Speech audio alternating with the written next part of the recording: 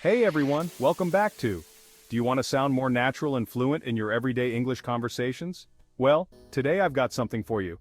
10 essential phrasal verbs that are super common in daily conversations. These are the phrases that native speakers use all the time, without even thinking. Mastering them will not only make you sound more fluent, but it will also help you understand native speakers so much better. Stick around to the end because I'll show you how to use them naturally, and trust me, once you master these, your English will level up fast. Let's dive in. Our first essential phrasal verb is pick up.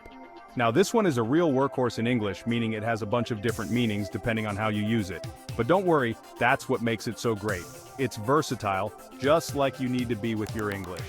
First off, the most basic meaning is to literally pick something up, like I picked up my phone. Simple, right? But here's where it gets interesting. Pick up can also mean to learn something new, especially without really trying. Imagine you're hanging out with some English speakers and you start to understand their slang. You could say, hey, I'm starting to pick up on the slang, and that's not all. You can also use pick up to talk about fetching someone, like giving them a ride. I need to pick up my friend from the airport. See how many different situations we've covered with just one phrasal verb? Now I know what you're thinking. Emran, this is a lot to remember. Don't worry, the key is to start using pick up in different contexts. The more you practice, the more natural it will become. Trust me, your English will thank you for it.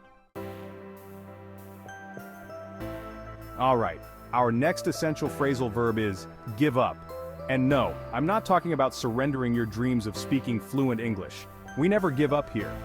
Give up simply means to stop doing something, usually because it's difficult or you're not making progress. Think about a time you were learning something new, maybe playing an instrument or a new sport. Did you ever feel like quitting? That's when you want to say, I felt like giving up. But here's the thing about giving up. Sometimes it's the right thing to do. If you're constantly struggling with something that's making you unhappy, maybe it's time to reevaluate. Of course, giving up doesn't always have to be about big, life-changing decisions. It can be about smaller things too, like bad habits. I'm trying to give up sugar. Small victories, right? The important thing is to use give up consciously and deliberately. Don't let it be a knee-jerk reaction to challenges. Remember, every mistake is an opportunity to learn and grow. And as we always say here at, never give up on your dreams. Get ready to bump into our next phrasal verb, run into. Now don't worry, this one doesn't involve any actual running. Run into simply means to meet someone unexpectedly. It's like that moment when you're walking down the street and boom, you see someone you know.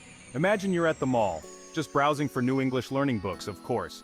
And suddenly, you see your old English teacher. Hey, I ran into my old English teacher at the mall, how cool is that? But here's a little secret. Run into isn't just for people.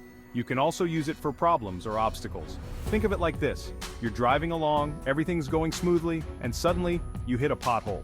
You could say, we ran into a few problems with the project. Remember, life is full of surprises, both good and bad. And run into is the perfect phrasal verb to describe those unexpected encounters, whether it's bumping into an old friend or facing a sudden challenge. Chapter 4, Look After Emran. Our next phrasal verb is all about responsibility and care. That's right, it's look after. This one's a staple in everyday conversations, especially when talking about taking care of someone or something. Think of it like this.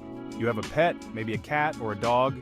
Who's responsible for feeding them, walking them, and giving them lots of love? That's right, you are. You're looking after your furry friend.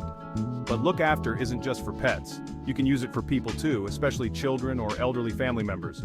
My grandmother moved in with us so we can look after her. It's a heartwarming way to express care and support. And guess what?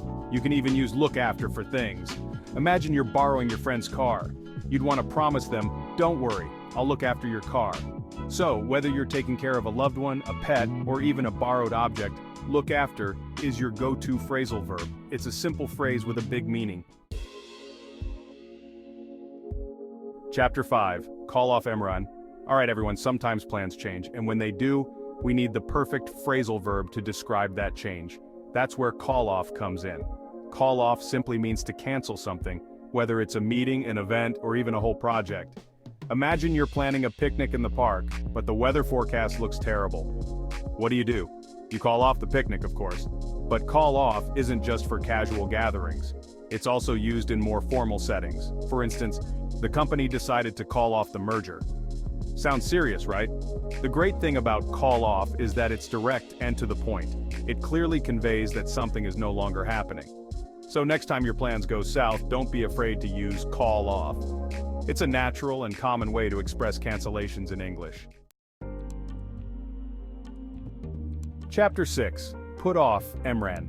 Okay, let's be honest for a second. Have you ever had something you really needed to do but just couldn't bring yourself to start?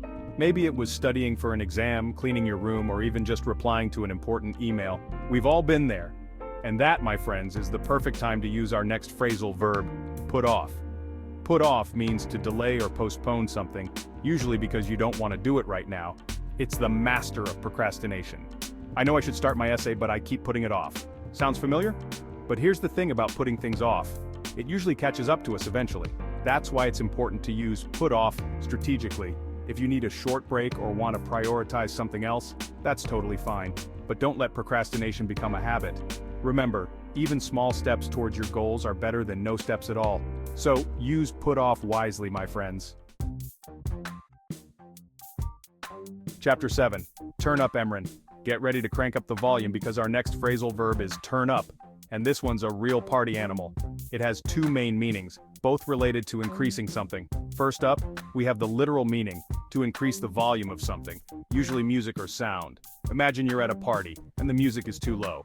You'd say, "Hey, can you turn up the music?" Instantly, the party comes alive. But turn up can also mean to appear unexpectedly, usually in a surprising or unplanned way.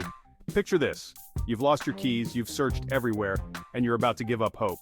And then, suddenly, they turn up in the most random place.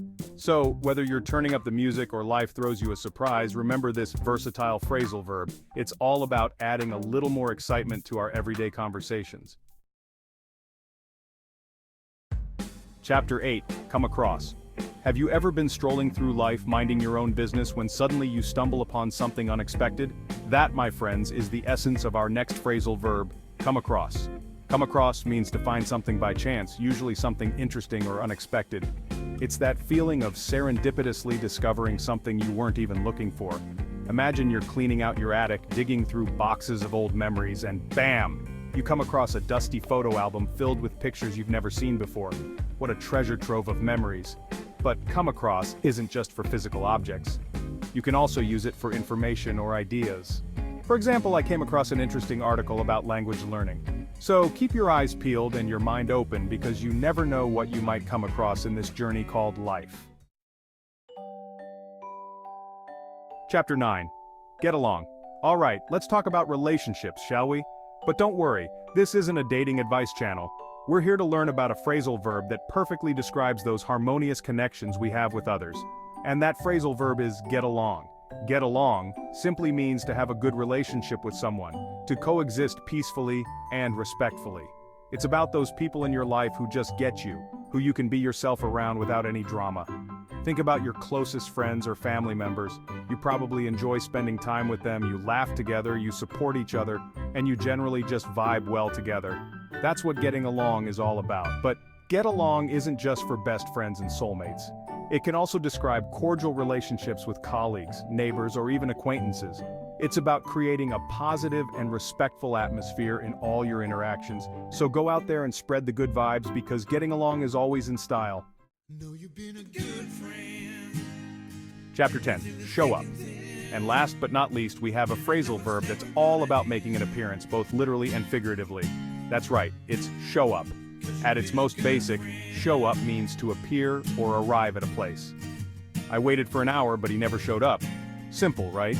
But show up can also have a deeper meaning, especially when we talk about being present and showing support for others. It's about being there for the people we care about, through thick and thin. My best friend always shows up for me, no matter what. That's true friendship. So whether you're showing up to a meeting on time or showing up for a friend in need, remember this versatile phrasal verb. It's a reminder that sometimes the most important thing we can do is simply be there. And there you have it. 10 essential phrasal verbs that you can start using in your daily conversations. Which one was your favorite? Let me know in the comments. If you enjoyed this video, don't forget to hit the like button, subscribe for more tips, and turn on the notification bell so you never miss a lesson. Thanks for watching, and I'll see you in the next one.